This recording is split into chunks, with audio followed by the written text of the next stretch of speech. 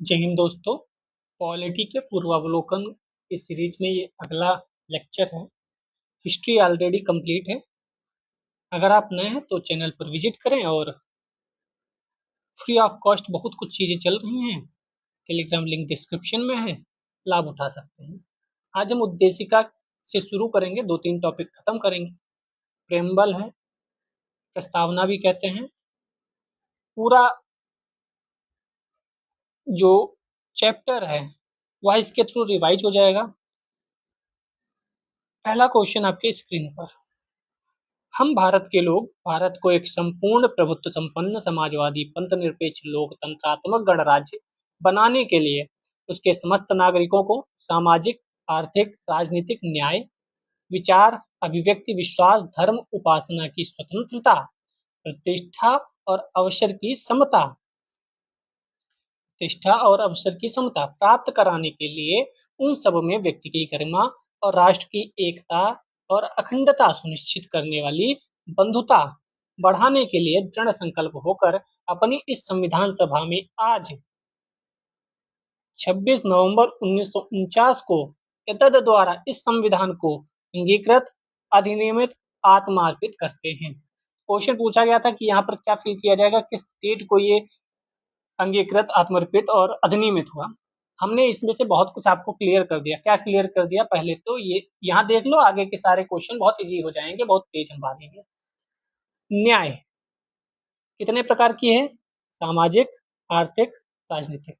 अगर मैं हाईलाइटर प्रयोग करूं, सामाजिक, आर्थिक, राजनीतिक, 3 प्रकार का न्याय दिया गया है। विचार, अभिव्यक्ति, विश्वास, धर्म, उपासना, 5 की स्वतंत्रता दी गई है। प्रतिष्ठा और अवसर, इन 2 की समता दी गई। समानता किसमें किसमें? प्रतिष्ठा और अवसर की। कंफ्यूजन करेगा कि धर्म की समानता है, धर्म में समानता है, तो ये गलत हो जाएगा। आर्थिक समानता है, तो आर्थिक समानता कहीं लिखा है? नहीं। आर्थिक और सामाजिक और राजनीतिक न्याय है। आर्थिक समानता की बात यहाँ नहीं की गई है, आर्थिक स्वतंत्रता की बात नहीं की गई है। समझ रहे हो आप? ये क्वेश्चन बनेंगे।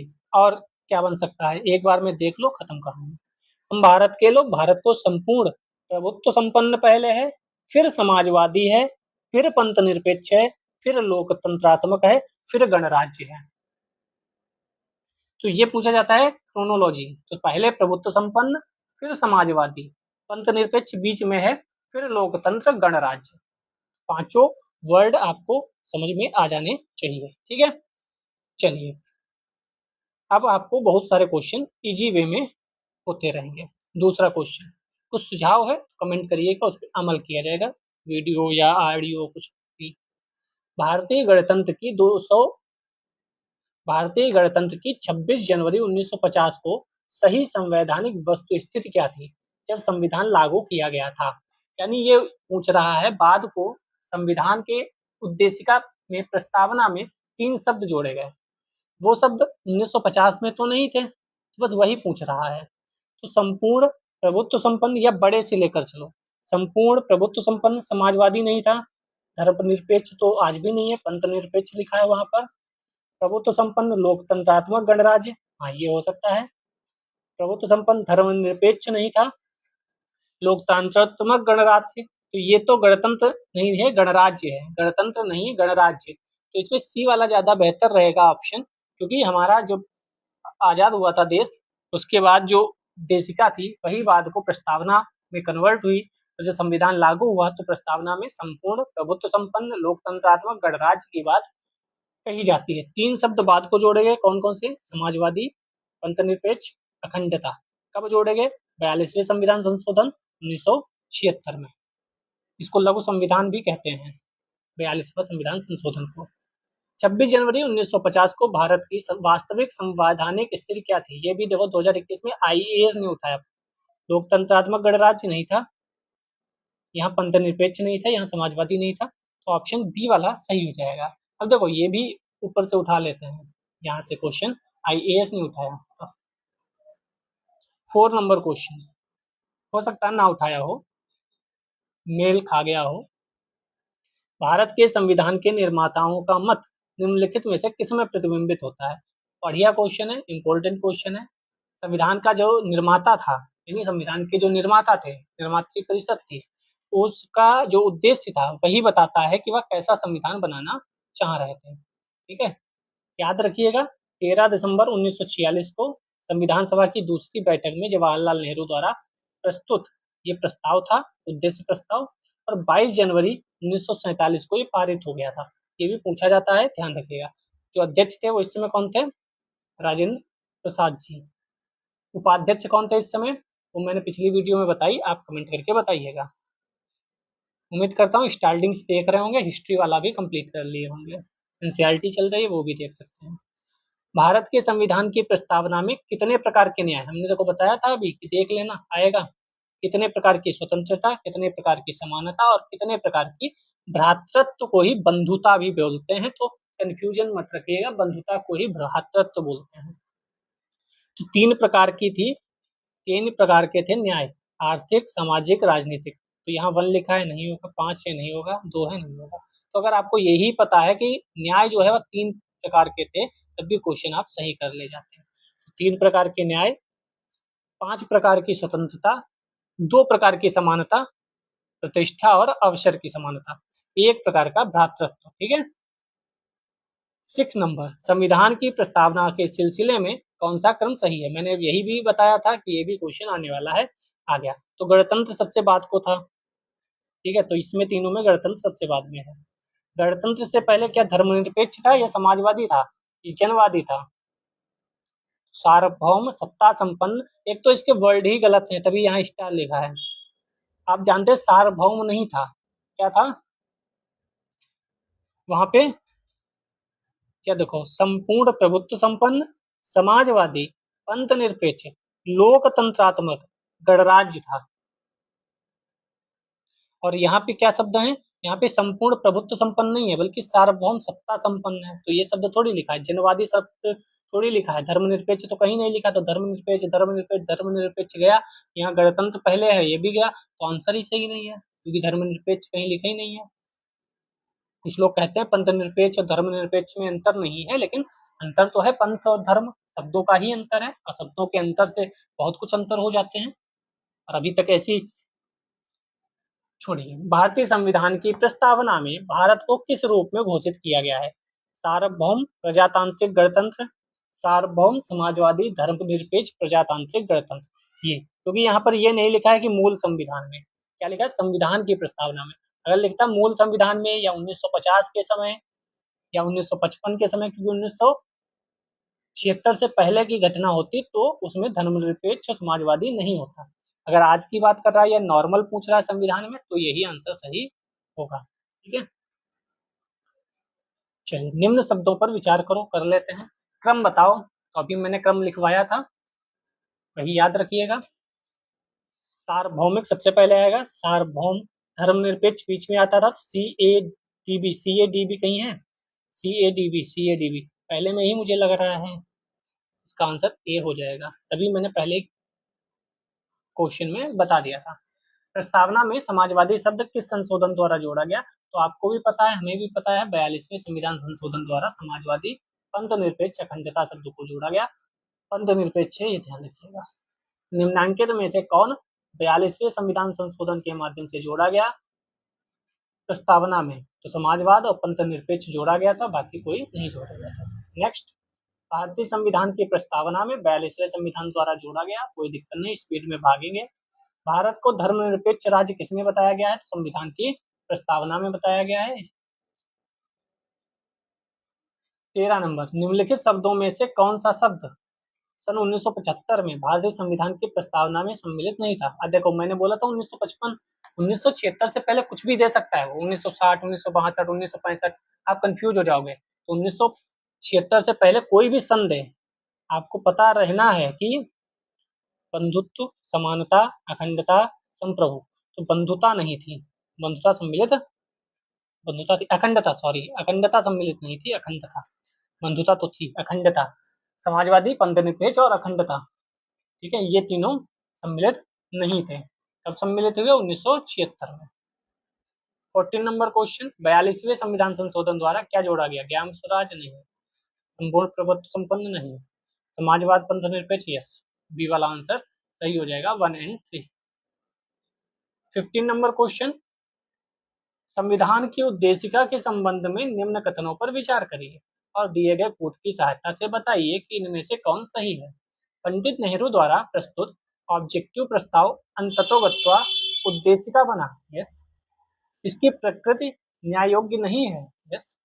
इसका संशोधन नहीं तो ऊपर से 3 पढ़ के आए सब, तो वो कैसे जोड़ेगा?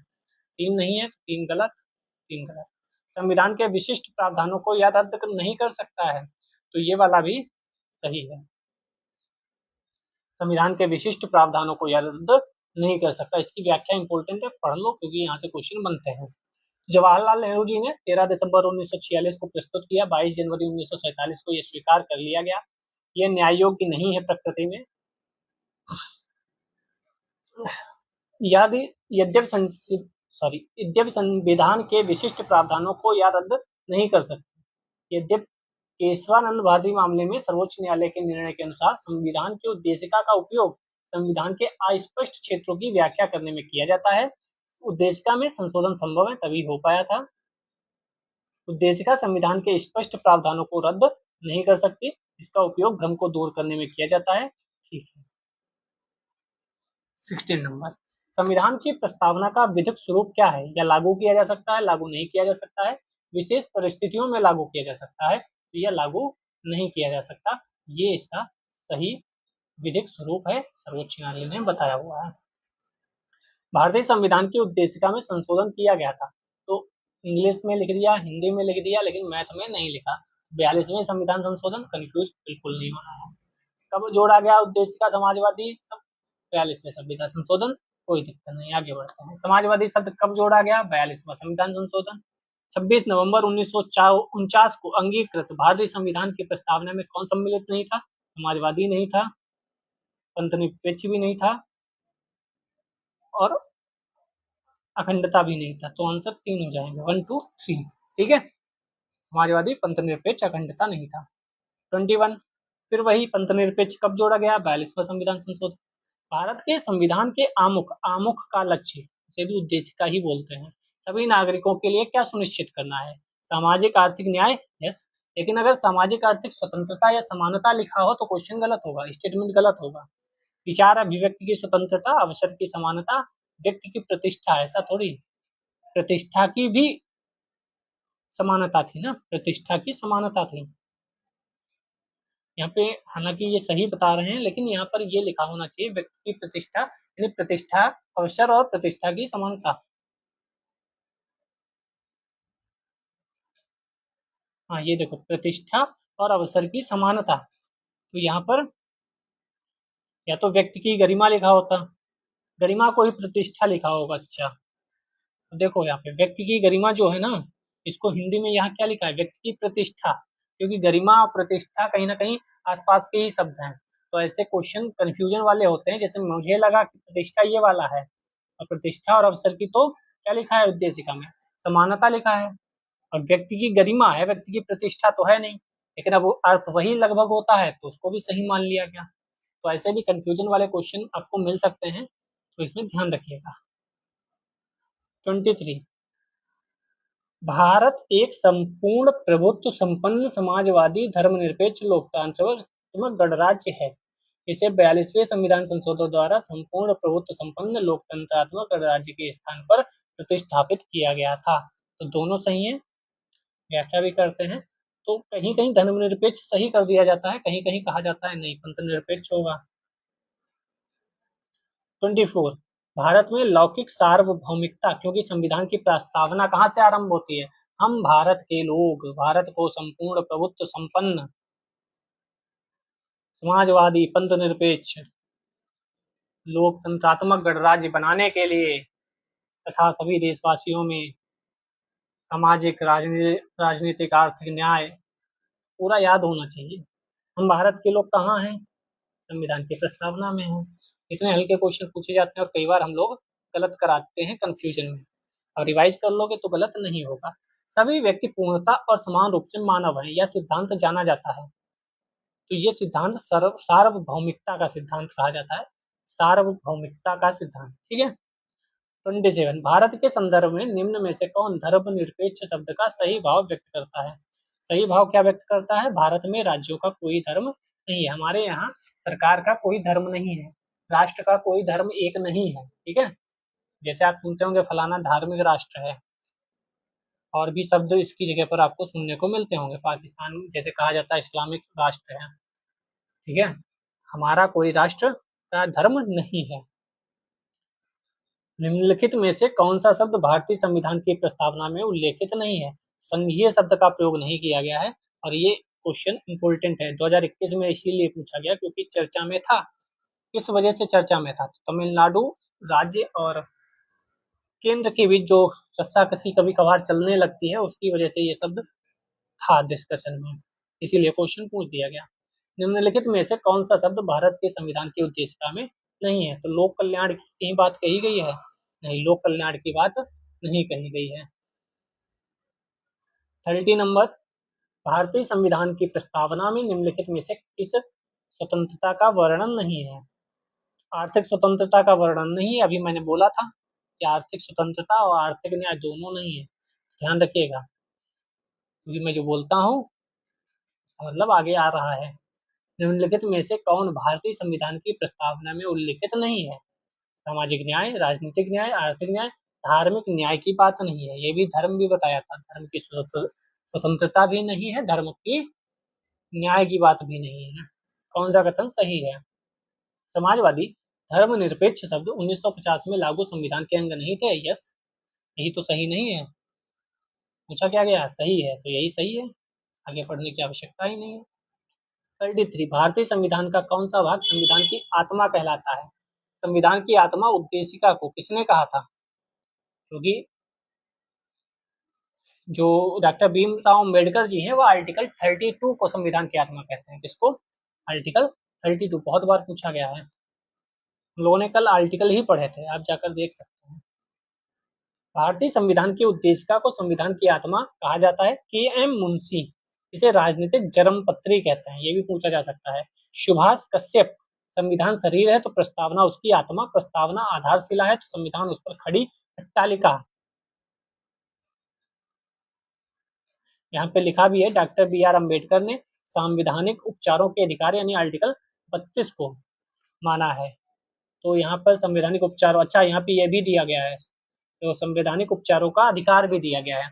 अब इसके दोनों आंसर सही हो सकते हैं, क्योंकि उद्देशिका को भी आत्मा कहा गया है, संवैधानिक उपचारों को आर्टिकल 32 को भी कहा गया है। डी संवैधानिक उपचारों का अधिकार एपीजे बी आर अम्बेडकर साहब ने कहा, उद्देशिका किसी और ने कहा। तो ये थोड़ा सा डाउट होना चाहिए था, लेकिन आंसर इसका सी दिया गया है, क्योंकि नाम लेकर पूछना चाहिए था कि इस व्यक्ति ने इसे आत्मा कहा है संविधान की, तो सही होता। ऐसे भी क्वेश्चन पूछे जा रहे हैं, बताओ। 34 निम्नलिखित में से किसने भारतीय संविधान की प्रस्तावना को हमारे संप्रभु प्रजातांत्रिक गणतंत्र की जन्म कुंडली कहा? तो अभी ऊपर देखकर आए थे, जन्म कुंडली किसने कहा था? के एम मुंशी, ये प्रारूप समिति में सदस्य थे। इनके बारे में एक फैक्ट हमने कल वाली क्लास में पढ़ा था, परसों वाली में। संविधान को एक पवित्र दस्तावेज किसने कहा? ये भी बहुत इंपॉर्टेंट है। पवित्र दस्तावेज किसने कहा है? तो बी आर अम्बेडकर साहब ने इसको कहा है। अम्बेडकर साहब को मिलाकर 7 लोग थे समिति में। अम्बेडकर साहब अध्यक्ष थे और 6 अन्य सदस्य थे, जिसमें के एम मुंशी भी थे। किस वाद के फैसले में सर्वोच्च न्यायालय ने सर्वप्रथम घोषित किया कि उद्देशिका संविधान का हिस्सा नहीं है? ये संविधान का हिस्सा नहीं है, नहीं है, नहीं है, ये सब चलता रहा। तो ध्यान से देखिएगा, बेरोबारी केस में 1960 में ही सर्वोच्च न्यायालय ने कह दिया था कि उद्देशिका जो प्रस्तावना है वह संविधान का अंग नहीं है। लेकिन बाद को केशवानंद भारती में कहा गया कि संविधान जो है वह उद्देशिका जो है वह संविधान का हिस्सा है। तो दोनों केस याद रखिएगा, बेरोबारी में कहा गया 1960 में कि नहीं है संविधान का हिस्सा, और केशवानंद भारती 1973 में कहा गया कि संविधान का हिस्सा उद्देशिका है। ठीक है,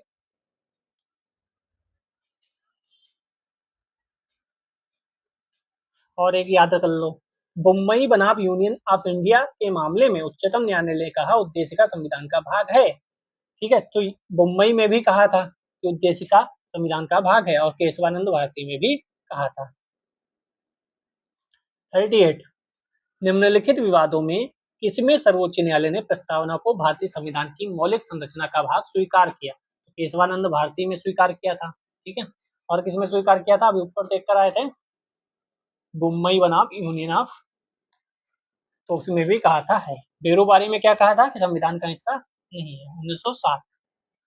39 भारतीय संविधान की प्रस्तावना में जिन आदर्शों एवं उद्देश्यों की रूपरेखा दी गई है उसकी व्याख्या की गई है। फिर से पढ़ लो, भारतीय संविधान की प्रस्तावना में जिन आदर्शों एवं उद्देश्यों की रूपरेखा दी गई है उनकी व्याख्या किसमें की गई है? तो सब में की गई है। सबसे लंबा जो है वही आंसर सही होगा, क्योंकि जो यहाँ पढ़ लेते हैं हम क्या बताएं आपको, यही बता देते हैं। भारतीय संविधान की प्रस्तावना संविधान के उद्देश्यों को प्रतिबिंबित करती है। मुख्य उद्देश्य भारतीय जनता को सामाजिक, आर्थिक, राजनीतिक न्याय की बात करते हैं। विचार, अभिव्यक्ति, विश्वास, धर्म, उपासना की स्वतंत्रता की बात करते हैं।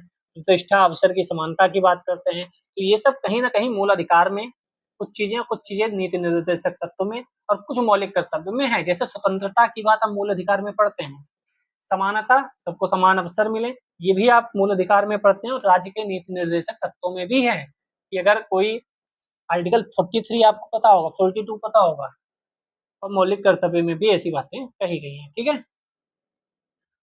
40 नंबर, निम्नलिखित में से कौन सा एक भारतीय संविधान के उद्देश्यों को प्रतिबिंबित करता है? अगर एक पूछा जाए इनमें से कौन एक, तो भारत का संविधान का प्रस्तावना जो है वह प्रतिबिंबित करता है, ठीक है।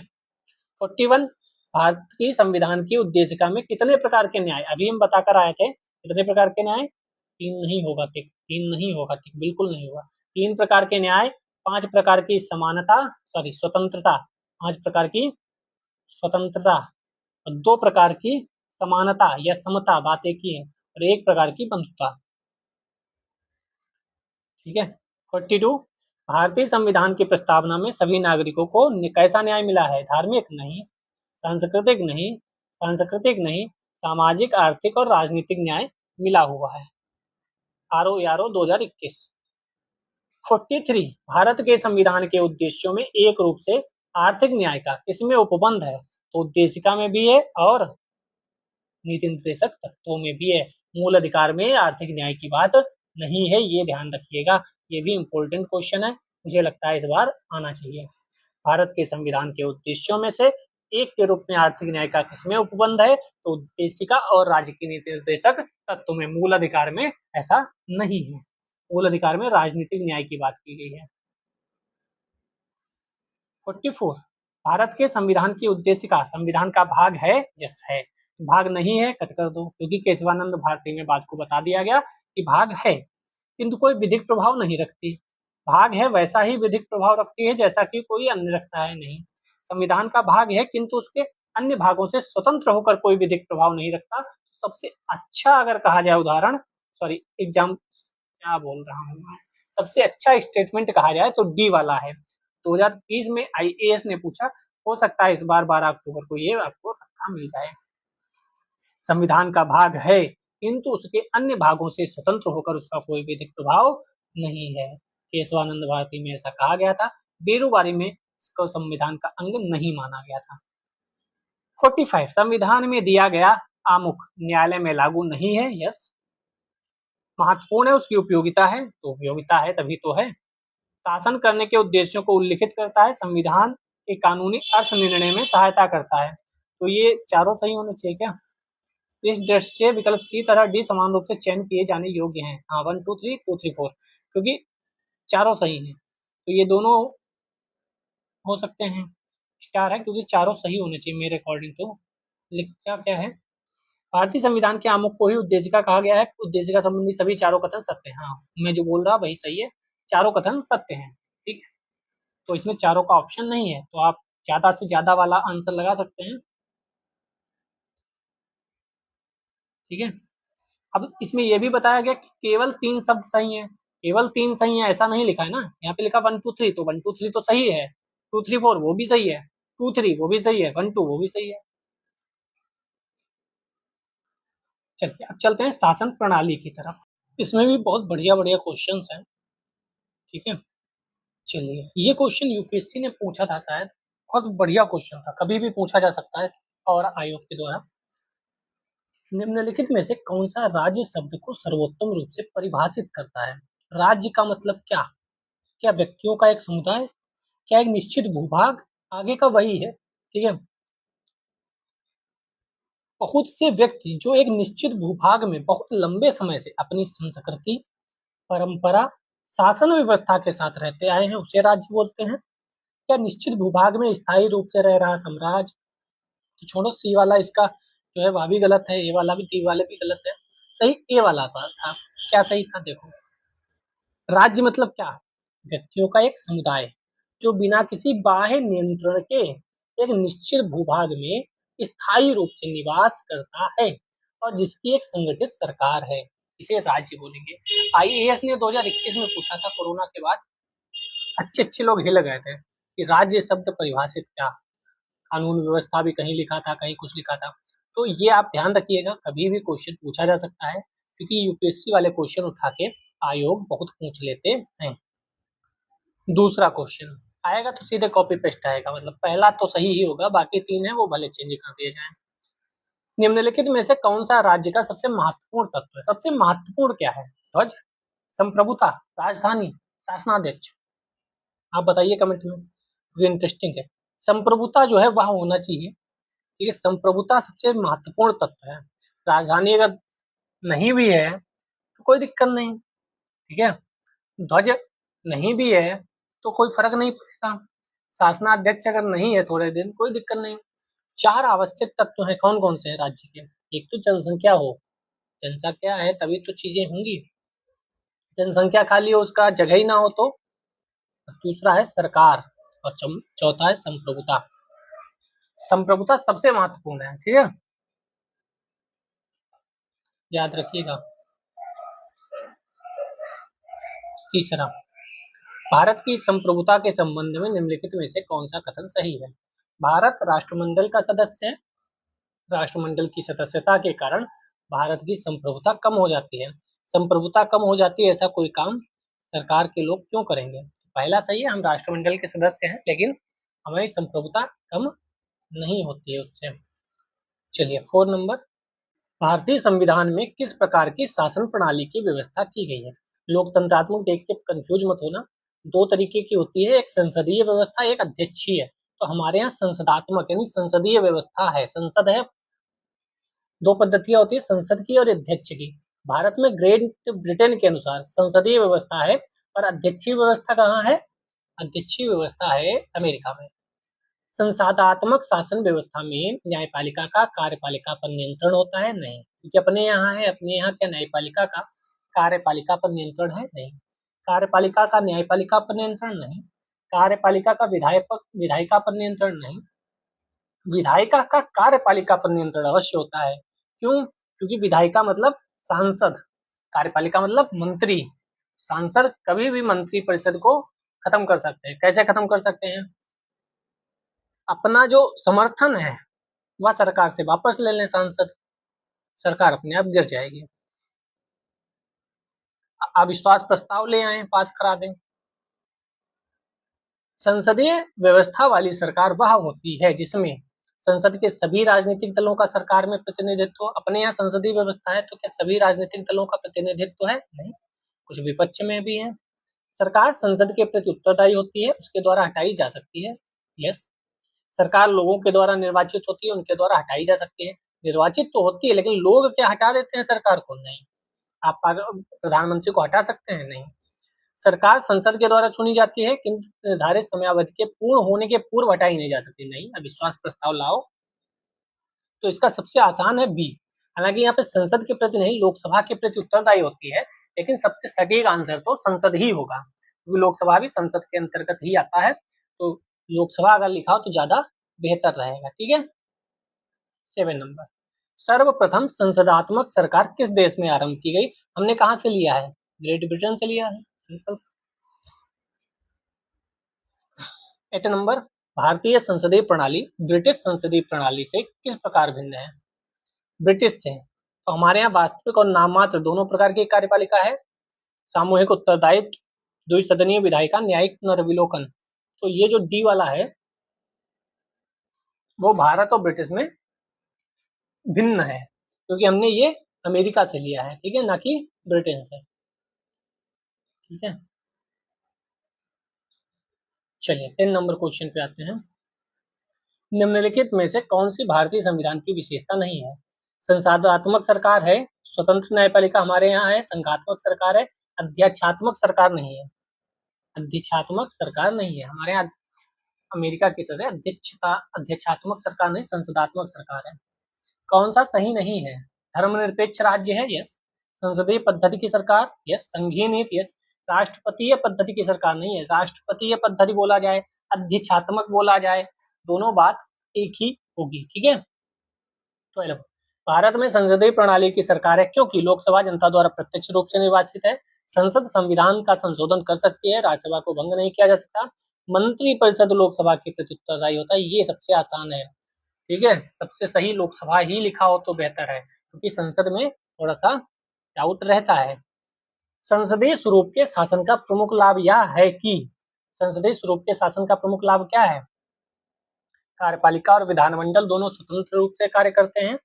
यह नीति को निरंतरता प्रदान करता है या अधिक दक्ष होता है। कार्यपालिका विधानमंडल के प्रति उत्तरदायी बनी रहती है। हाँ, सी वाला ज्यादा सही है। कार्यपालिका जो है वह विधानमंडल के प्रति यानी संसद के प्रति, लोकसभा के प्रति उत्तरदायी होती है। कौन सा सिद्धांत संस्थागत रूप से निहित है भारत में? मंत्रिमंडल के सदस्य संसद के सदस्य होते हैं, यस। अगर मंत्रिमंडल के सदस्य लोकसभा के लिखा होता तो गलत हो जाता, क्योंकि राज्यसभा से भी मंत्री हो सकते हैं। जब तक मंत्रियों को संसद का विश्वास प्राप्त रहता है तब तक वे अपने पद पर बने रहते हैं। राज्य का अध्यक्ष ही मंत्रिमंडल का अध्यक्ष होता है, तो राज्य का अध्यक्ष तो राष्ट्रपति होता है। राज्य का मतलब राष्ट्र होता है, यहाँ पे ध्यान रखिएगा, राज्य मतलब राष्ट्र, देश, तो राज्य का अध्यक्ष तो राष्ट्रपति होता है, तो वो वाला गलत हो जाएगा। 15 सरकार की संसदीय व्यवस्था के विषय में निम्नलिखित में से वक्तव्य कौन सा सही है? विधायिका न्यायपालिका के प्रति, देखो अब बीपीएससी ने वही वाला उठा लिया, देखो क्वेश्चन, राष्ट्रपति न्यायपालिका के प्रति, विधायिका कार्यपालिका दोनों स्वतंत्र, विधायिका कार्यपालिका के प्रति उत्तरदायी, तो इसका आंसर इनमें से कोई नहीं होगा, ठीक है, क्योंकि वहां क्या लिखा था, वहां विधायिका के प्रति कार्यपालिका उत्तरदायी होती है, जवाबदेह होती है, ये ध्यान रखिएगा। 16 निम्नलिखित कथनों में से उसको चुनिए जो मंत्रिमंडल स्वरूप की सरकार के अंतर्निहित सिद्धांत को अभिव्यक्त करता है। कौन सी? मंत्रिमंडल स्वरूप की सरकार। तो इसका ऐसे याद कर लो, क्योंकि बहुत टाइम लगेगा वरना 4 ऑप्शन पढ़ने में। सरकार के जनता के प्रति सामूहिक उत्तरदायित्व को सुनिश्चित करने के लिए संसदीय लोकतंत्र की क्रियाविधि है। अब आसान क्वेश्चन आ गए, वो सब आईएएस में पूछे गए थे, कुछ वो बड़े बड़े आ सकते हैं। राष्ट्रपति पद्धति में समस्त कार्यपालिका की शक्तियां किसमें निहित हैं?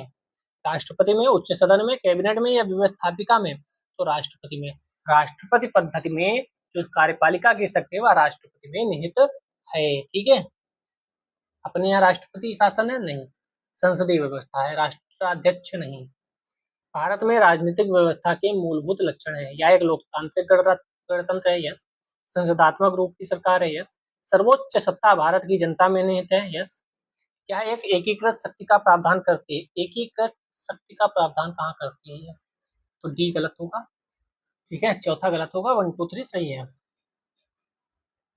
केंद्र विभाजित नहीं हो सकता, राज्य विभाजित हो सकते हैं, जैसे कि आपको तेलंगाना, जम्मू कश्मीर, लद्दाख सब बनते हुए दिख रहे हैं। भारत एक लोकतांत्रिक राज्य व्यवस्था है, यस। प्रभुता संपन्न राज्य है, यस। लोकतांत्रिक समाज है, यस। भारत एक कल्याणकारी राज्य है, यस। चारों हैं। तो ऐसे इजी क्वेश्चन पूछे जाते हैं, ठीक है। ये भी देखो इजी है। अब देखो मैं क्यों कहता हूँ पेपर देखा करो। ये देखो, मध्य प्रदेश का उत्तर प्रदेश ने उठा लिया या उत्तर प्रदेश का मध्य प्रदेश ने उठा लिया, किसी ना किसी ने तो एक दूसरे का, क्योंकि डेट तो लिखी नहीं, महीना तो लिखा नहीं। केंद्र सरकार और राज्य सरकारों को प्राधिकार प्राप्त होता है किससे? तो भारत के संविधान से प्राप्त होगा, और किससे प्राप्त होगा? 22 संवैधानिक सरकार का आशय क्या है? संविधान से चले, जो संविधान से चले, कोई सरकार जो संविधान की सीमाओं से परिबद्ध हो, उसे संविधान ने बांध रखा कि इतना ही करना है, इतनी ही लिमिट में रहना है, तो संविधान से चले, वाह, ठीक है। 24 निम्न में से कौन सुशासन की विशेषता नहीं है? सुशासन, तो सुशासन की विशेषता लाल फीता सही नहीं है। जवाबदेही होनी चाहिए, कानून का नियम का पालन हो, पारदर्शिता हो, तो उसे सुशासन बोलेंगे। 25 कल्याणकारी राज्य का उद्देश्य क्या है? अधिकतम संख्या का अधिकतम कल्याण सुनिश्चित करना, कमजोर वर्गों का कल्याण, या सभी नागरिकों को स्वास्थ्य सुविधाएं देना। तो इसका कमजोर वर्गों के कल्याण का प्रबंध करना कल्याणकारी राज्य का उद्देश्य होता है। ठीक है। 26 वह राज्य हर जगह है, राज्य हर जगह है, यहाँ अंतराल शायद ही कोई छोड़ता है। यह वक्तव्य किस धारणा की व्याख्या करता है? सही से पढ़िए, राज्य हर जगह है, यह अंतराल शायद ही कोई छोड़ता है। तो यह कल्याणकारी राज्य की बात है। झारखंड ने पूछा, हो सकता है कॉपी पेस्ट हो जाए। निम्नलिखित में से कौन एक भारतीय संविधान का दर्शन नहीं है? भारतीय संविधान में कल्याणकारी राज्य की बात नहीं कही गई है, कही गई है राजनीतिक समानता की बात, समाजवादी राज्य, तो इसमें डी जो है साम्यवादी, साम्यवादी की बात नहीं है। हम समाजवादी पढ़ते हैं, ठीक है, राजनीतिक पढ़ते हैं, कल्याणकारी राज्य तो है ही हमारा वेलफेयर नेशन, इतना लोगों को फ्री अनाज सब्सिडी ये सब दिया जा रहा है, तो कल्याणकारी तो है ही। निम्नलिखित में से कौन सा सही है? भारतीय संविधान अध्यात्मक है? नहीं। भारत एक नाम मात्र का राजतंत्र है, ना राजतंत्र ही नहीं है तो नाम मात्र का कहाँ से होगा? कुलीन तंत्र है? वाह। भारत एक संसदात्मक प्रजातंत्र है, यह संसदीय व्यवस्था वाला प्रजातंत्र है। भारत में राजनीतिक सत्ता का प्रमुख स्रोत संविधान है, संविधान को याद रखिएगा। 30 निम्नांकित में से कौन एक अध्यात्मक शासन प्रणाली का आधारभूत तत्व है? अध्यात्मक, जैसे अध्यात्मक आए तो आपको याद आना चाहिए एकल कार्यपालिका, कार्यपालिका एकल ही होती है, केंद्रीकृत होती है सत्ता। निम्नलिखित में से कौन सा सही है? अध्यात्मक शासन प्रणाली की विशेषता कौन सी है? तो अभी देख कर आए, ऊपर वर्णित सभी तथ्य सही हैं। राष्ट्रपति प्रमुख होता है, अमेरिका को देखो, राष्ट्रपति अपने मंत्रिपरिषद का चयन स्वयं करता है, जिसको राष्ट्रपति चाहते हैं उनको उठा लेते हैं और मंत्री बनाते हैं। वह मंत्री को मंत्री नहीं कहा जाता है, ये भी आपने सुना होगा। राष्ट्रपति व्यवस्थापिका को भंग नहीं कर सकता है, क्या भी सही है। आ गया वही क्वेश्चन, अध्यात्मक शासन का उदय कहाँ से हुआ? उदय सर्वप्रथम कहाँ से हुआ? ये स्विट्जरलैंड से नहीं, संयुक्त राज्य अमेरिका, जो मैं उतनी देर से बोलता आ रहा हूँ, तो अमेरिका अमेरिका अमेरिका, वहीं से इसका उदय हुआ, अमेरिका से। अमेरिका में अध्यक्षात्मक शासन प्रणाली है, राष्ट्रपति वहां प्रमुख होता है। 33 भारत में प्रजातंत्र इस तथ्य पर आधारित है कि संविधान लिखित है, यहाँ मौलिक अधिकार प्रदान किए गए हैं, जनता को सरकारों को चुनने और बदलने का अधिकार प्राप्त है। सी है, हम चुनते हैं और 5 साल बाद बदल भी सकते हैं, अगर विपक्ष में बढ़िया कोई हो तो बदल सकते हैं। लोकतंत्र का उत्कृष्ट गुण यह है कि वह क्रियाशील बनाता है। किसको क्रियाशील बनाता है? साधारण पुरुष महिलाओं की बुद्धि चरित्र को। क्या लोकतंत्र बुद्धि चरित्र से रिलेटेड है? कार्यपालक नेतृत्व को सशक्त बनाने वाली पद्धतियों को, गतिशीलता और दूरदर्शिता से युक्त एक बेहतर व्यक्ति को, समर्पित दलीय कार्यकर्ताओं को, एक समूह को। तो ये वही है जो मैंने बताया था अभी। बुद्धि और चरित्र कंफ्यूज हो जाते हैं आप, इससे रिलेटेड थोड़ी है, जबकि ये IAS 2017 में पूछा गया, इसका ये आंसर सही दिया गया था। लोकतंत्र का उत्कृष्ट गुण है क्रियाशील बनाता है साधारण पुरुषों महिलाओं की बुद्धि और चरित्र होगी कि आप कैसे नेता चुन रहे हैं। आपके नेताओं से पता चलता है आपका देश कितना अच्छा है, क्योंकि वही आपका रिप्रेजेंटेटिव होता है, वही आपको रिप्रेजेंट करता है, उसके कारनामे बताते हैं कि आप भी वैसे ही करते होंगे, क्योंकि वो आपका रिप्रेजेंटेटिव है, आपको रिप्रेजेंट कर रहा है। आपके क्षेत्र का नेता ऐसा चुन के भेजो दिल्ली, जो वहां उन्हें पता चले कि नेता ऐसा है, यानी जनता अच्छी होगी। राजा कैसा है ये बताता है कि जनता कैसी है, क्योंकि जनता ही उसे चुनकर भेजती है। अगर आप विधायक को गरिया रहे हो तो इसका मतलब है कि वोट देते समय सोचा नहीं था ढंग से। भारत एक गणतंत्र है, इसका अर्थ क्या है? वंशानुगत शासन नहीं, संसदीय शासन नहीं है, संसदीय शासन तो है। सभी मामलों में अंतिम अधिकार जनता के पास। तो क्या जनता के पास अंतिम अधिकार है? नहीं। अच्छा, यहाँ पे देखो हमने ढंग से पढ़ा नहीं, यहाँ क्या लिखा है? भारत में वंशानुगत शासन नहीं है। सही है, वंशानुगत थोड़ी है हमारे यहाँ राष्ट्र का अध्यक्ष चुना जाता है, राष्ट्रपति का चुनाव होता है। भारत एक गणतंत्र है क्योंकि राज्य का अध्यक्ष निर्वाचित होता है, इसका चुनाव होता है, ये निर्वाचित होता है। राष्ट्र का अध्यक्ष या राज्य का अध्यक्ष या राष्ट्रपति बात एक ही है। निम्नलिखित में से किन से विनिर्धारित होता है कि भारत का संविधान परिसंघीय है? बार बार वही क्वेश्चन पूछा गया है, याद कर लो वरना फिर केंद्र और राज्यों के बीच शक्तियों का वितरण है, इससे पता चलता है परिसंघीय है। संघीय व्यवस्था आएगा तो इसका मतलब राज्य और केंद्र के बीच बात होगी। भारतीय संविधान कैसा है? अंशतः कठोर और अंशतः लचीला है। ठीक है, कहीं कहीं कठोर भी है, कहीं कहीं लचीला भी है। लचीला मतलब साधारण बहुमत से पारित हो जाती है चीजें, और कठोर मतलब पूरे राज्यों में से आधे राज्यों की सहमति की भी कई जगह आवश्यकता पड़ती है। भारत की संसदीय शासन प्रणाली एवं ब्रिटेन की संसदीय शासन प्रणाली में अंतर, कहाँ पे अंतर है? तो न्यायिक समीक्षा में अंतर है। न्यायिक समीक्षा, हमारे यहाँ न्यायिक समीक्षा है, ब्रिटेन में नहीं है। 40 नंबर, निम्न कथनों पर विचार कीजिए और अंत में दिए गए कोड का उत्तर दीजिए। भारत के संविधान में एक संघीय प्रणाली का प्रावधान है, उसने एक बहुत शक्तिशाली केंद्र की रचना की। तो बहुत शक्तिशाली केंद्र की रचना की है क्या? कारण सही नहीं है, परंतु आर और ए सही है।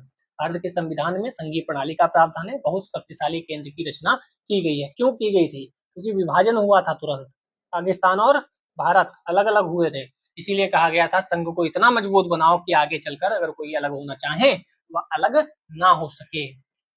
भारत में संघवादिता व्यवहारिक नहीं है। भारत एक संघीय राज्य नहीं है। संघीय राज्य नहीं है क्या? संघीय राज्य तो है। संघीय राज्य है तो आर गलत, आर जैसे ही गलत होता है वैसे एक सही हो जाता है, एक गलत तो दूसरा अप्रूव सही होता है, ऐसे ऑप्शन दिए गए होते हैं। भारतीय राज्य व्यवस्था में निम्नलिखित में से कौन सी अनिवार्य विशेषता है जो दर्शाती है कि उसका स्वरूप संघीय है? न्यायपालिका की स्वतंत्रता सुरक्षित है, इससे संघीय का क्या लेना देना? संघ की विधायिका में संगठक इकाइयों के निर्वाचित प्रतिनिधि, केंद्रीय मंत्रिमंडल में क्षेत्रीय पार्टियों के निर्वाचित प्रतिनिधि हो सकते हैं, मूल अधिकार न्यायालयों द्वारा प्रवर्तनीय है। तो इसका वही आंसर है जो आप सोचोगे नहीं। आईएएस प्री 2021 में आया था और आईएएस प्री 2021 से चीजें थोड़ी सी टफ होने लगी थी। इसका ए वाला आंसर सही था और अच्छे अच्छे लोग नहीं समझ पा रहे थे कि न्यायपालिका की स्वतंत्रता से संघीय का क्या लेना देना, लेकिन जब आंसर की आई तो उसने ए ही बताया था। ठीक है, ये देखो इतना लंबा चौड़ा इसीलिए लिखा है क्योंकि यहाँ पे थोड़ा सा कंफ्यूजन वाला फैक्टर था। जब पेपर आया तो एनालिसिस में लोगों ने यही कहा कि इसमें थोड़ा सा आयोग पे छोड़ देना चाहिए, क्या वो आंसर देते हैं। निम्न में से कौन एक भारत के संविधान का संघीय लक्षण नहीं है? पूर्ण रूप से लिखित संविधान, केंद्र राज्यों के बीच शक्ति का बंटवारा, एकहरी नागरिकता। एक नागरिकता है, ये एकात्मक लक्षण है ना कि संघीय लक्षण, ये ध्यान रखिएगा। अमेरिका में एकात्मक लक्षण ही है, नहीं एकात्मक लक्षण नहीं, अमेरिका में दोहरी नागरिकता है, राज्यों की अलग और केंद्र मेन यूएसए की अलग। एकात्मक तत्व तो पाए जाते हैं, लेकिन संविधान, कठोर संविधान, संविधान की सर्वोच्चता, राज्यपाल की नियुक्ति, ये वो फलाना ढेमा का आओ देख लेते हैं। देखो कितना लंबा चौड़ा है। इसका आंसर डी सही है। 4, 6, 7, 4, 6, 7 यानी 4 राज्यपाल की नियुक्ति, राज्य विधेयकों पर राष्ट्रपति की स्वीकृति और संवैधानिक संकट, ये 3 ऐसे हैं जो एकात्मक तत्व पाए जाते हैं, बाकी सब में संघात्मक व्यवस्था की बात होती है। ठीक है, चलिए 45 चलते हैं। कौन सा भारतीय संघीय व्यवस्था में एकात्मक तत्व है? देखो उन्होंने दिया, ये भी उठा लिया कहीं ना कहीं। अखिल भारतीय सेवाएं, राज्यसभा में असमान प्रतिनिधित्व, राज्यपालों की नियुक्ति, शक्ति का विकेंद्रीकरण। नहीं, शक्ति का विकेंद्रीकरण थोड़ी होगा। 2 और 5 कहाँ है? 2 और 5 दो जगह है, तो बी वाला इसका सही है। 2 और 5 3 के साथ राज्यसभा में असमान प्रतिनिधित्व, एकात्मक तत्व इसमें कहीं ना कहीं विद्यमान होता है, क्योंकि सबसे सटीक वही आंसर है, बाकी उससे अच्छे कोई आंसर नहीं है। भारत में संघीय व्यवस्था से संबंधित निम्न कथनों में से कौन सा सही है? संघीय व्यवस्था से संबंधित पूछा गया है, तो एकात्मक झुकाव का उसमें सशक्त मिश्रण है, दोनों संघ राज्य विधायिकाएं प्रभुत्व संपन्न है। प्रभुत्व संपन्न है क्या? संविधान शासन की मूल संरचना के लिए एक संघीय व्यवस्था की प्रस्तावना करता है। विधायिका, वित्तीय, न्यायिक शक्तियां संघ उसकी इकाइयों के मध्य विभाजित कर दी गई हैं। तो इसका बी आंसर सही है, 1 और 2, बाकी दोनों गलत है संघीय व्यवस्था के बारे में। 47, भारत का राष्ट्रपति परोक्षता निर्वाचित होता है। यस, परोक्षता मतलब हम किसी को चुनते हैं, वो राष्ट्रपति को चुनता है। भारत में संसदीय प्रणाली को गणतंत्रवाद के साथ जोड़ा गया है, तो गणतंत्रवाद के साथ जोड़ा गया है, इसीलिए भारत का राष्ट्रपति परोक्षता निर्वाचित है, व्याख्या भी कर रहा है और आंसर भी सही है।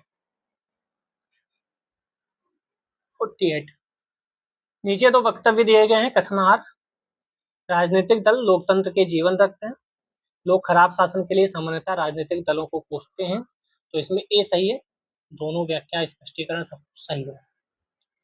49 दल विहीन प्रजातंत्र किसने प्रस्तावित किया था? तो ये महात्मा गांधी जी भी कहते थे और जयप्रकाश नारायण भी कहते थे। महात्मा गांधी जी ने देश के तो स्वतंत्र होने पर यह भी कहा था कांग्रेस को खत्म कर देना चाहिए, भंग कर देना चाहिए, क्योंकि कांग्रेस का उद्देश्य जो था देश आजाद कराना वो हो गया। 50 नंबर, भारत की संघात्मक संरचना का मुख्य उद्देश्य इसकी बहुआयामी विविधताओं में से एक राष्ट्र का निर्माण करना और राष्ट्रीय एकता को संरक्षित करना था। विविधताओं को समंजन से एक सशक्त ना कि कमजोर भारतीय राष्ट्रीयता का निर्माण हुआ। तो दोनों सही है, सही व्याख्या भी है।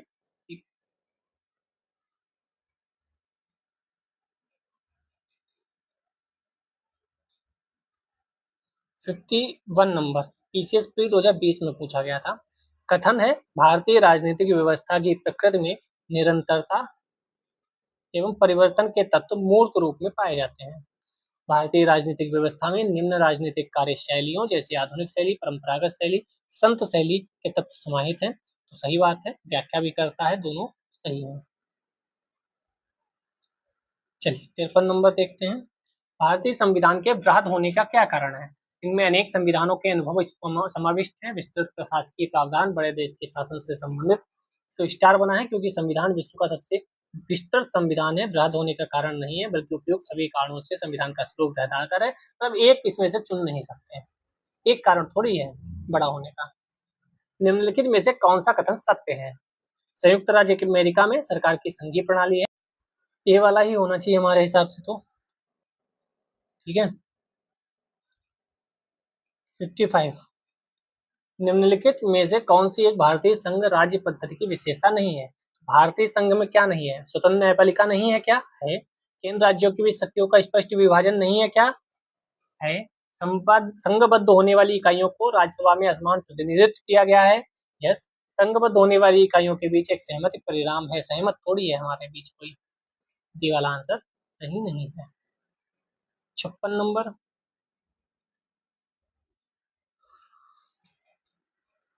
भारतीय संघात्मक व्यवस्था को अर्ध संघात्मक कहा जाता है। भारत में एक स्वतंत्र न्यायपालिका है जिसे न्यायिक पुनरीक्षण का अधिकार प्राप्त है।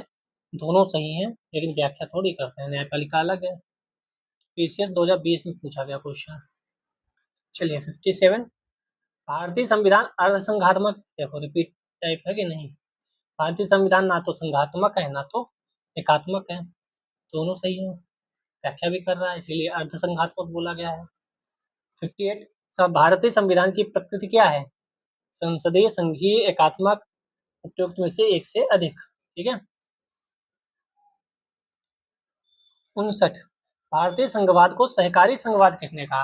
ये भी कभी कभी पूछ दिया जाता है किसने क्या कहा है। तो जी ऑस्टिन ने कहा था संघवाद। केसी बियरे ने, ये जो लिखे हैं केसी बियरे, इन्होंने कहा था संविधान अर्धसंघीय है, भारत का संविधान अर्धसंघीय है, दोनों याद रखिएगा। किसने कहा था भारत अर्धसंघात्मक है? तो अभी मैंने बोला केसी बियरे ने। 61, भारतीय संविधान के विषय में निम्नलिखित कथन में से किसका आंसर सही है? भारतीय संविधान कठोर है, लचीले के मध्य एक अच्छा संतुलन है, ये किसने कहा था? केसी बियरे ने, वही अर्धसंघात्मक की बात। 62, संविधान को संघात्मक के तंग ढांचे में नहीं ढाला गया है, तो ये किसने कहा था? बी आर अम्बेडकर साहब ने कहा था संघात्मक के तंग ढांचे में नहीं डाला गया है। ठीक है। एकीकृत संघात्मक दोनों है, क्योंकि जब किसी देश से युद्ध होने लगे तो तुरंत एकात्मक बन जाता है, अंतरराष्ट्रीय राष्ट्रीय आपातकाल लागू हो जाता है, तो दोनों है समय समय के अनुसार। मिथक और कहावत के रूप में प्रशासन के सिद्धांतों को किसने अस्वीकार किया है? किसने अस्वीकार किया था? तो ये हर्बर्ट साइमन थे। क्वेश्चन नहीं पूछा जाएगा, चक्कर में ना पड़ो, पूछा गया तो कहाँ तक ये याद रहेगा। विधि और स्वाधीनता के बीच सबसे उपयुक्त संबंध को निम्नलिखित में से कौन प्रतिबिंबित करता है? विधि और स्वाधीनता, विधियां अधिक होती हैं तो स्वाधीनता कम होती है, विधि नहीं तो स्वाधीनता भी नहीं। बी वाला ही आंसर सही है। अगर विधि नहीं है तो स्वाधीनता भी नहीं। आप कहते हो हम स्वतंत्र हैं, स्वतंत्र हैं, अगर विधि ही नहीं होता, नियम ही नहीं होता, तो सब अपने हिसाब से चलते, सब अपने हिसाब से करते, आपकी स्वतंत्रता बाधित होती है। ठीक है। थोड़ा रूल्स में रेगुलेशन भी है रूल्स के साथ, लेकिन विधि है, इससे स्वतंत्रता भी मिली हुई है। निम्नांकित में से कौन विकास प्रशासन की अवधारणा से संबंधित है? अभी ऊपर क्वेश्चन देखा था, वैसे ही क्वेश्चन है। फ्रेड डब्ल्यू रिक्स हालांकि मुझे तो नहीं लगता पूछा जाना चाहिए ये। एक चिंतक लोक प्रशासन निजी प्रशासन में समानताओं का समर्थक है, हेनरी फ्योल। चक्कर में ना पड़ो, झारखंड वालों ने क्वेश्चन पूछे हैं। यदि हमारी सभ्यता विफल होती है तो यह मुख्यतः प्रशासन के दुष्टता वही जॉन झारखंड वालों से पता नहीं क्यों ऐसे क्वेश्चन पूछे गए भाई, झारखंड वालों ने 4 क्वेश्चन ऐसे पूछ लिए। गणतंत्रीय अवधारणा से संबंधित निम्नांकित में से कौन एक नहीं है? गणतंत्र वाली बात पूछ रहा है। गणतंत्र वाली सर्वोच्च शक्ति एक राजा के समान एक ही व्यक्ति में निहित हो, इसको गणतंत्र नहीं कहेंगे। 69 निम्नांकित में से विधि का शासन, विधि का शासन और विधि के समक्ष शासन दोनों ध्यान रखिएगा। विधि के शासन में 1 2 4 स्वतंत्रता और नागरिक अधिकार, विधि के समक्ष समता शक्तियों का परिसीमन, ये विधि के शासन के प्रमुख लक्षण हैं। विधि का शासन और विधि के समान संरक्षण दोनों में अंतर ध्यान रखिएगा। 70 संवैधानिक सरकार वह है जो राज्य की सत्ता के हित में व्यक्ति की स्वतंत्रता पर प्रभावकारी प्रतिबंध लगाती है। संवैधानिक सरकार वह है जो व्यक्ति की स्वतंत्रता के हित में राज्य की सत्ता पर प्रभावकारी प्रतिबंध लगाती है। तो बी वाला सही है, पहला गलत है। व्यक्ति की स्वतंत्रता पर नहीं, राज्य की सत्ता पर प्रभावकारी प्रतिबंध लगाती है। राज्य को प्रतिबंधित किया गया, राज्य को लिमिटेशन बताई गई है। परिभाषा से संवैधानिक सरकार का क्या अर्थ है? लोकप्रिय सरकार नहीं, सीमित सरकार, क्योंकि संविधान क्या करता है? लिमिटेशन। अभी ऊपर था ऐसे क्वेश्चन आईएएस ने पूछा था, संविधान क्या बताता है कि इसी के अंतर्गत आपको चीजें रखनी है, तो सीमित सरकार है। ठीक है, कुछ क्वेश्चन और। 72 राज्य व्यवस्था के संदर्भ में निम्नलिखित में से किस एक को आप स्वतंत्रता की सर्वाधिक उपयुक्त व्याख्या के रूप में स्वीकार करेंगे? फिर वैसा ही क्वेश्चन, स्वयं को पूर्णता विकसित करने का अवसर हमें मिला हुआ है, ये सर्वाधिक उपयुक्त स्वतंत्रता की परिभाषा है। इतना लंबा चौड़ा कहाँ पढ़ोगे? 73 क्योंकि पहले से पढ़े होगे, नोट्स बनाए होगे। समाज में समानता के होने का एक निहितार्थ यह है, समानता के होने का एक निहितार्थ यह है, क्या निहितार्थ है? विशेषाधिकारों का अभाव। ठीक है, विशेषाधिकार हमारे यहाँ नहीं है, समानता है इसीलिए। 74 भारत एवं अमेरिका की राजनीतिक व्यवस्थाओं के बीच कौन सी विशेषताएं समान है? समान की बात कही गई है। अवशिष्ट शक्तियां केंद्र के पास हैं, अवशिष्ट शक्तियां राज्यों के पास हैं। केवल 3 सही है, इसीलिए मैंने उसको हटा दिया था। राष्ट्रपति के पास पॉकेट वीटो की शक्ति है, बाकी सब गलत है। हमारे यहाँ अवशिष्ट शक्तियां केंद्र के पास हैं, लेकिन अमेरिका में। दूसरे प्रशासनिक आयोग के कौन से प्रतिवेदन ने भारत में सुशासन की बाधाओं की पहचान की? सुशासन की बाधाएं किसमें थी? तो नागरिक केंद्रित प्रशासन शासन का केंद्र बिंदु है। ठीक है, बी वाला आंसर सही हो जाएगा। चलिए 76 अंतिम क्वेश्चंस हैं, ये भी पढ़ेंगे। इसके 8-10 क्वेश्चन है प्रतीक वाले, हो जाएगा, खत्म हो जाएगा। भारतीय संघवाद में विविधताओं में एकता को पूर्णत करने हेतु निम्नलिखित में से किन संस्थानों को आवश्यक माना गया है? तो कौन से संस्थान है? सभी, ये सभी संस्थान आवश्यक है, इसमें कोई दो राय नहीं। तो आसान क्वेश्चन है। 77 निम्नलिखित में से किस दशक में भारत की संसदात्मक व्यवस्था केंद्रीयता से संघवाद की ओर किस? तो ये 1980 का दशक था। ठीक है, राज्य कांग्रेस के हाथ से निकल गए थे, कुछ राज्य ऐसे थे। ठीक है, पहले एक ही पार्टी का शासन हुआ करता था पूरे देश में। शासन मतलब एक ही पार्टी की सरकार हुआ करती थी। कुछ राष्ट्रीय प्रतीक हैं, पढ़ लेते हैं 2-4 मिनट में, खत्म हो जाएगा। ज्यादा नहीं है, 2-4-10 ही है। किस वर्ष जनगण मन को भारत के राष्ट्रगान के रूप में अपनाया गया था? बहुत इंपॉर्टेंट है, डेट भी याद रखना। 1950 24 जनवरी, बहुत इंपॉर्टेंट डेट है, 24 जनवरी 1950, बहुत इंपॉर्टेंट है।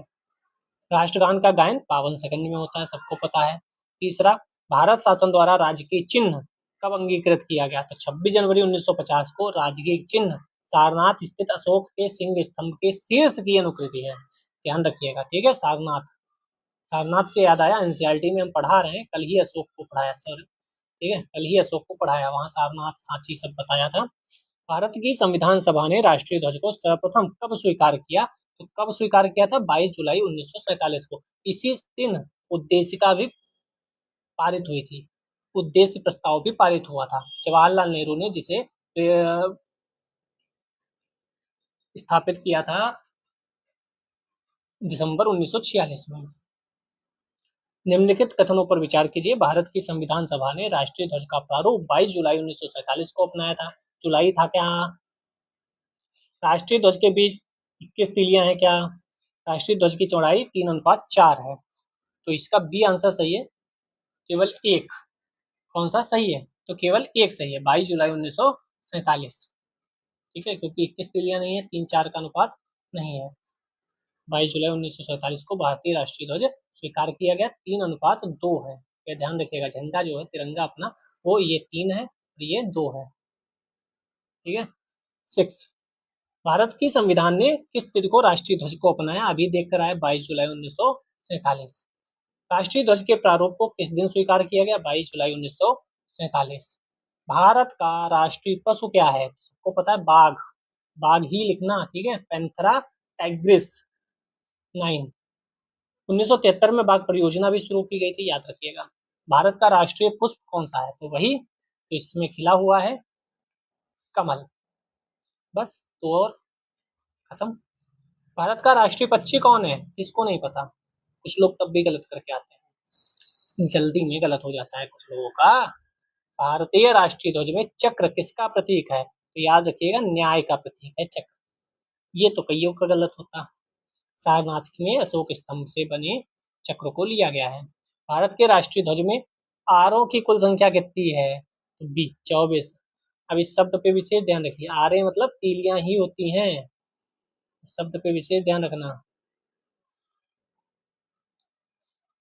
राष्ट्रीय पंचांग के संदर्भ में कौन सा कथन सही है? भारतीय राष्ट्रीय पंचांग विक्रम संवत पर आधारित है। राष्ट्रीय पंचांग को 26 जनवरी 1950 को अपनाया गया था। ना तो एक सही है, ना तो दो। क्यों? याद कर लो। शक संवत पर आधारित है, पहली बात तो। राष्ट्रीय पंचांग जिसका पहला महीना होता है चैत्र, वैशाख, आषाढ़, सावन वाला। 22 मार्च 1957 को अपनाया गया था, ठीक है। 22 मार्च चैत्र का पहला दिन था, इसीलिए 21 मार्च को पड़ता है अधिवर्ष में। इतना सब हो गया। कल से हम पढ़ेंगे, प्रवेश करेंगे बढ़िया से राज्य एवं संघ राज्य क्षेत्र यानी संविधान में पूरी तरीके से प्रवेश करेंगे, फिर आगे मूल अधिकार होते हुए पूरी यात्रा तय करेंगे। जय हिंद, जय भारत।